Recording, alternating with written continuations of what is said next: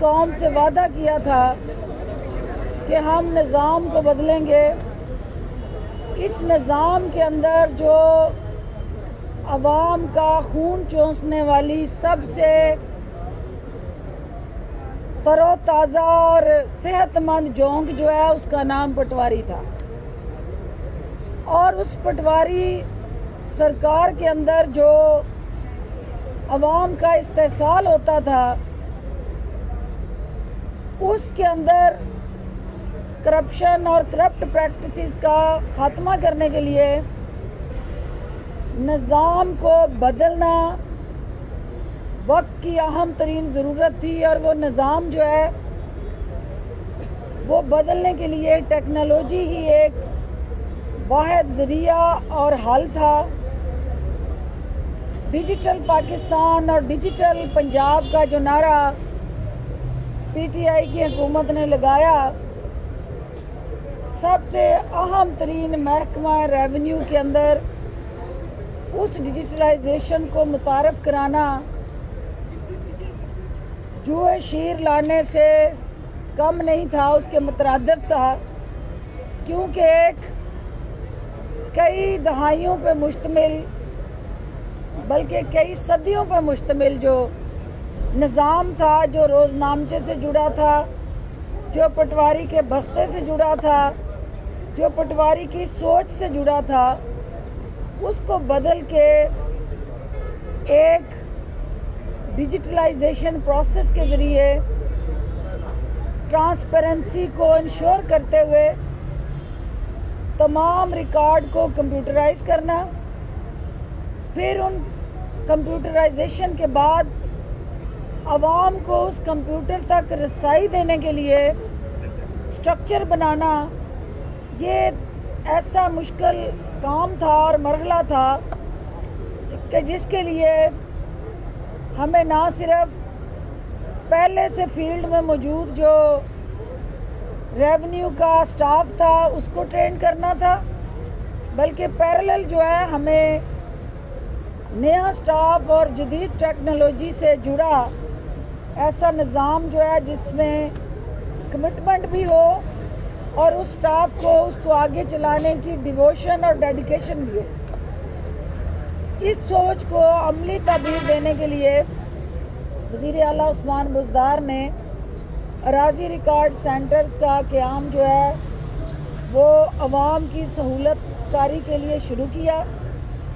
اور اس نظام کو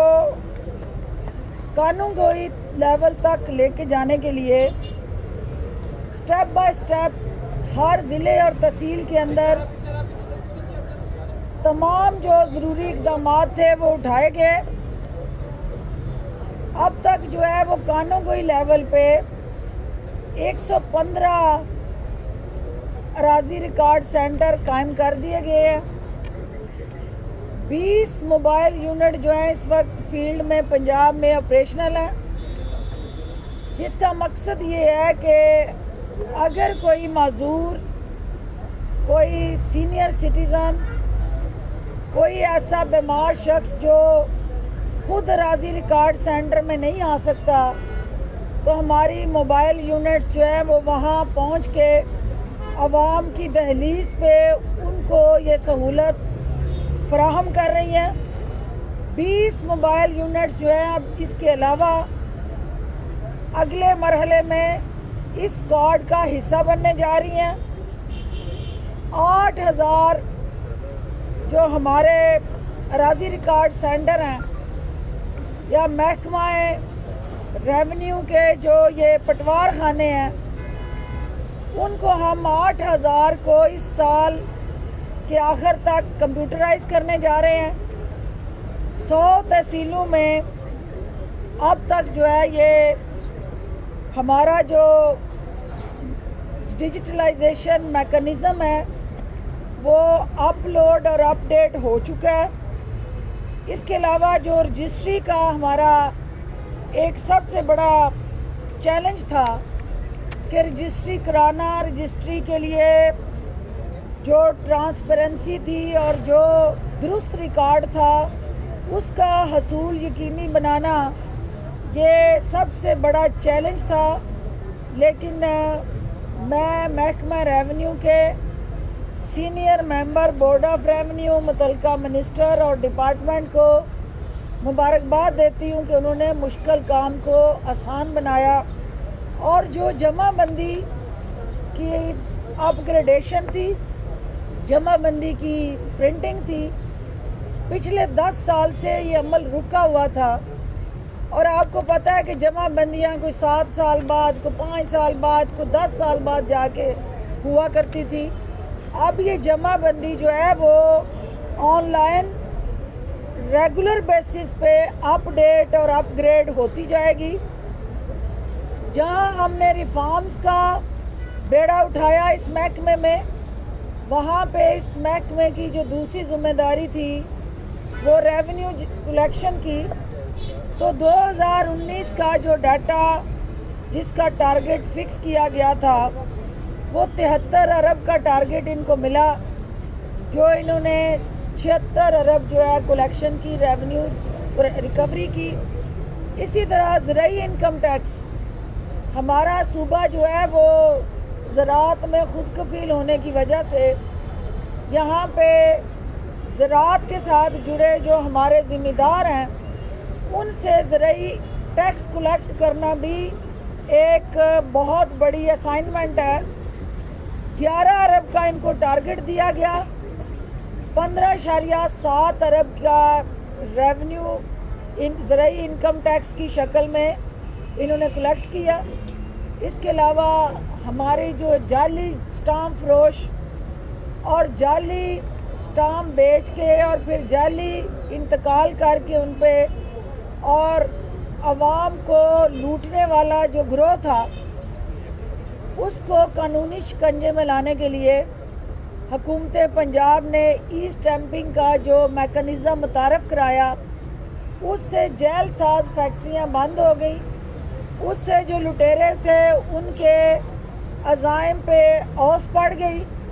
اور عوام جو اصل جس کا جو مالک تھا، ملکیت تھی جس کی، اس کو اس کا حق جو ہے وہ ملنا شروع ہو گیا۔ اس کے علاوہ جو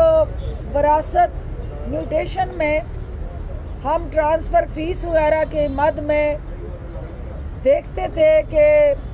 پٹواری، تحصیلدار یا اس کے ساتھ جڑا جہاں جہاں پہ بھی عوام کو من پسند نرخ پہ انگیج کرتے تھے، اس پروسیس کو بھی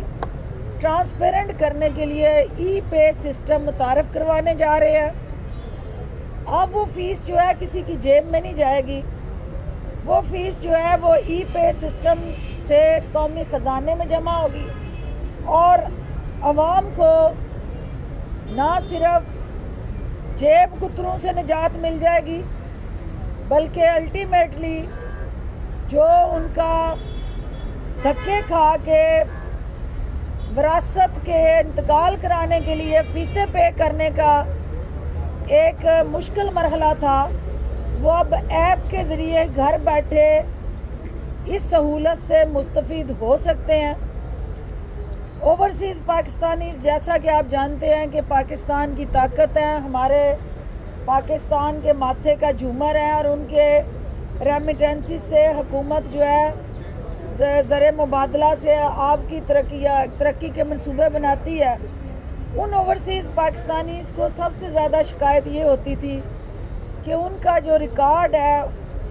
ملکیت کا، اس تک ان کی رسائی نہیں ہے، اور انہیں وہ ریکارڈ لینے کے لیے پاکستان آنا پڑتا تھا، دھکے کھانے پڑتے تھے۔ وزیر اعظم پاکستان کی جو اوورسیز پاکستانیز کے ساتھ ایک درد اور احساس کا رشتہ ہے، اس کو نبھاتے ہوئے انہوں نے 4 ممالک کے جو ہمارے 14 سفارت خانے ہیں، جس میں امریکہ ہے، برطانیہ ہے، UAE ہے، سعودی عربیہ ہے، ان سفارت خانوں کو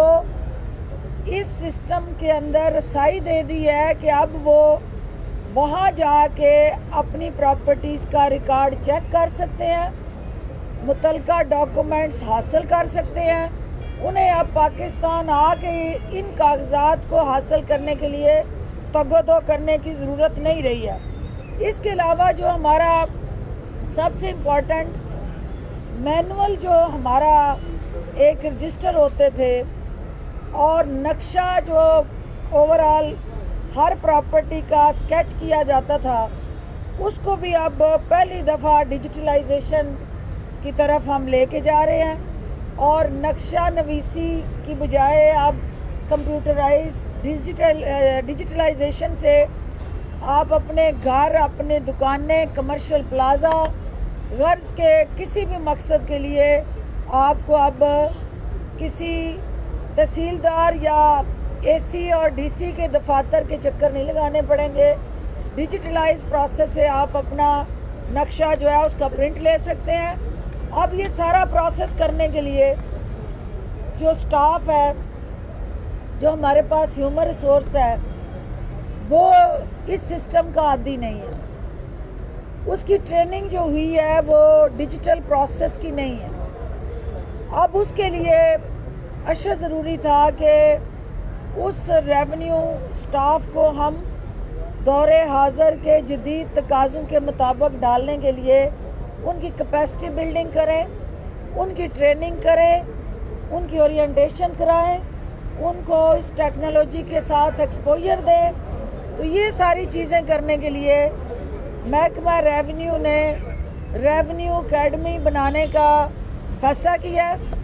اس ریونیو اکیڈمی کے اندر ہم جگہ جو ہے وہ آلریڈی لے چکے ہیں، فنڈز بھی ایلوکیٹ ہو چکے ہیں، اور انشاءاللہ اس سال ہم اس ریونیو اکیڈمی کو باضابطہ طریقے سے بنانے کے عمل کا آغاز کر دیں گے۔ یہ ہے وہ تبدیلی جس کے لیے عوام نے عمران خان کو ووٹ دیا تھا، یہ ہے وہ اس نظام کو بدلنے کا عزم جس کے لیے عثمان بزدار اور ان کی ٹیم جو ہے دن رات کوشاں ہے، اور یہ ہے وہ عوام دوست پالیسی کے ساتھ جڑا عملی روڈ میپ جس کا مقصد معاشرے سے کرپٹ پریکٹسز کو روک کے صاف، شفاف اور ٹرانسپیرنٹ نظام جو ہے اس کو تقویت دینا۔ میں اپنے صحافی بھائیوں سے یہ توقع کرتی ہوں کہ یہ صرف لاہور کے اندر نہیں، دور دراز پسماندہ علاقوں اور دیہات میں بھی یہ راضی ریکارڈ سینٹر جو ہیں وہ نیٹ سے کنیکٹڈ ہو کے سیٹلائٹ کے ذریعے لوگوں کو کمپیوٹرائز فرد بھی دے رہے ہیں، اور ہر طرح کا ان کا جو ڈاکومنٹ ہے، جو ان کی ریکوائرمنٹ ہے، وہ یقینی بنا رہے ہیں۔ یہ حکومتی کاوشیں جو ہیں میڈیا کی نظروں سے اوجھل ہیں۔ میڈیا میں ہماری سیاسی جو مرچ مسالے ہیں ان کی فروخت تیزی سے جاری رہتی ہے، اور جو عوامی فلاح و بہبود کے منصوبے ہیں وہ میڈیا کی سکرین سے اوجھل رہتے ہیں۔ آج مقصد یہ تھا کہ آپ لوگ آئیں، اپنی آنکھوں سے دیکھیں کہ ہم کس طرح جو ہے وہ تبدیلی کے اس سفر کی طرف رواں دواں ہے۔ جو دوسری چیز اہم آپ نے آج آتے ہی مجھے پوائنٹ آؤٹ کی ہے، یہ ایک انتہائی میرے لیے جو ہے وہ افسوسناک ایشو ہے کہ لاہور شہر کے اندر ایکسپائرڈ پانی جو ہے اگر دکانوں پہ دستیاب ہے یا اس جگہ مخصوص کسی میری صحافی برادری کو وہ دیا گیا ہے تو اس کی میں خود بھی انکوائری کروں گی، اور میں یہ چاہوں گی کہ یہ آپ لوگ تھے جو پڑھے لکھے لوگ تھے جنہوں نے اس کو ڈیٹ کو چیک کر لیا۔ عام معصوم عوام جو ہے وہ ان تمام حفاظتی تدابیر سے لا علم ہے۔ آپ کے ذریعے میں ان کو بھی یہ میسج دینا چاہوں گی کہ جو بوتلوں میں بکنے والا پانی ہے اسے کھول کے پینے سے پہلے آنکھیں کھول کے اس کے اوپر ایکسپائری ڈیٹ ضرور چیک کریں، کیونکہ یہ بوتل کا پانی، منرل پانی جس کو کہہ کے بیچا جاتا ہے، اس کے اندر جو ہے وہ حفظان صحت کے اصولوں کی پاسداری اس طرح سے نہیں ہو رہی ہوتی،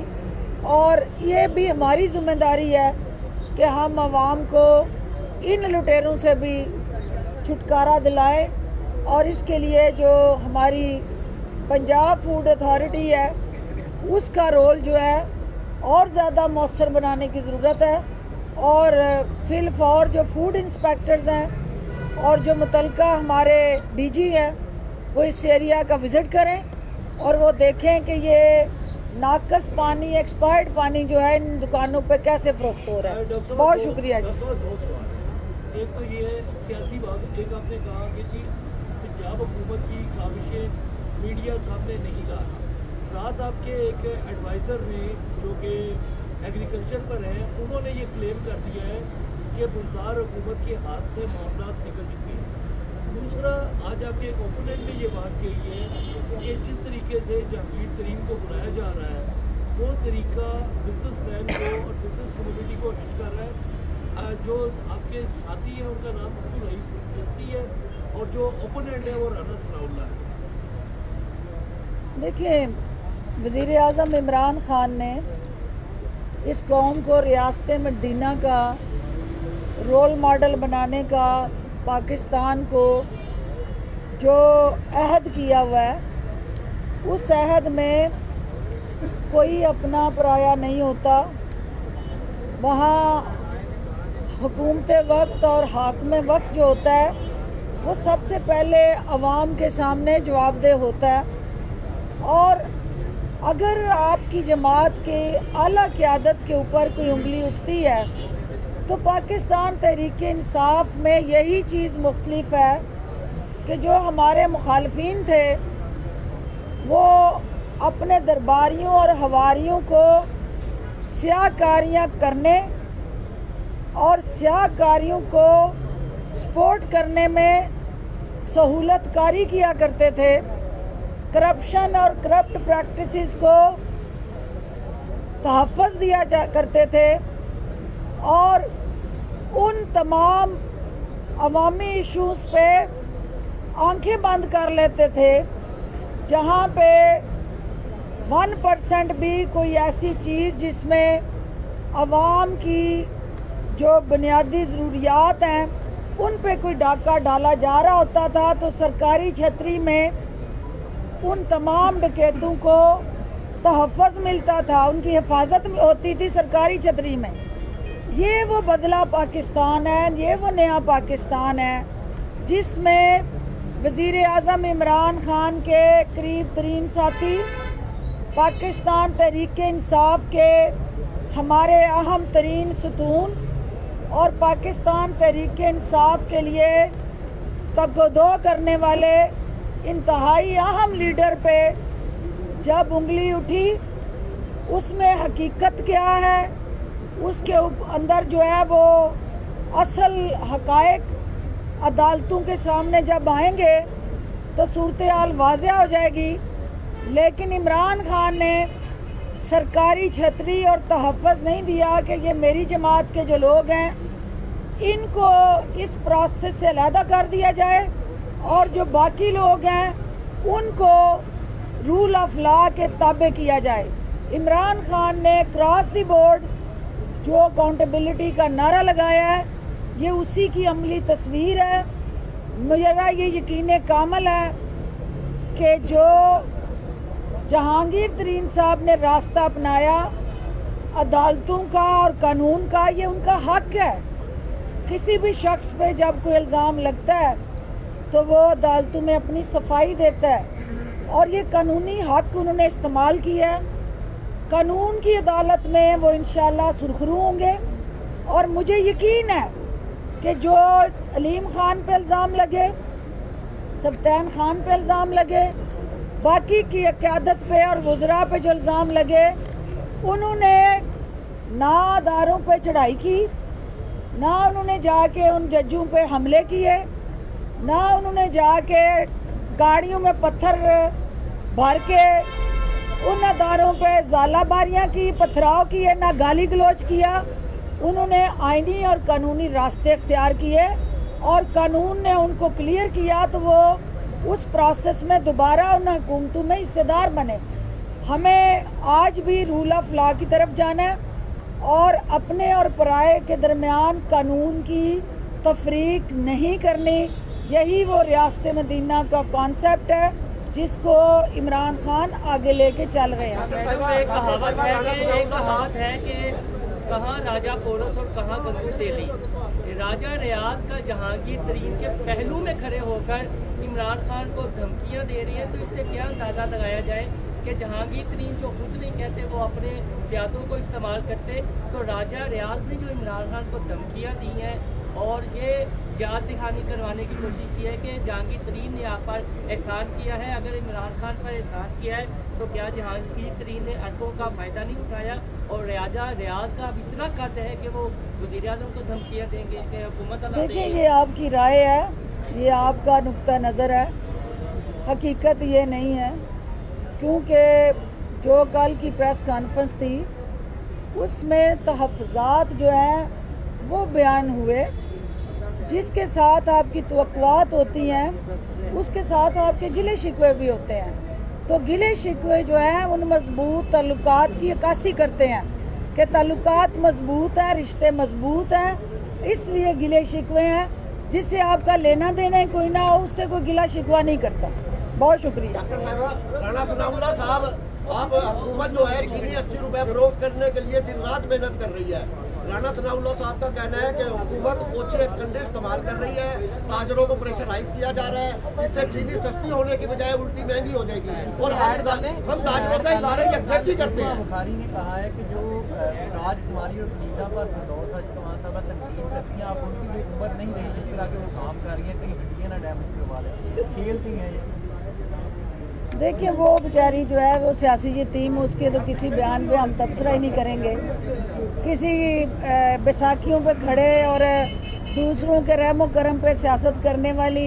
ये कनीज़ें जो हैं, इन बेचारियों का तो वैसे ही इस वक्त हाल काबिल रहम है, इसलिए इन पे तो वैसे ही तरस आ रहा है। तो जवाब क्या दें? जो आपने बात की है कि देखिए, चीनी जो है वो हर घर की बुनियादी ज़रूरत है।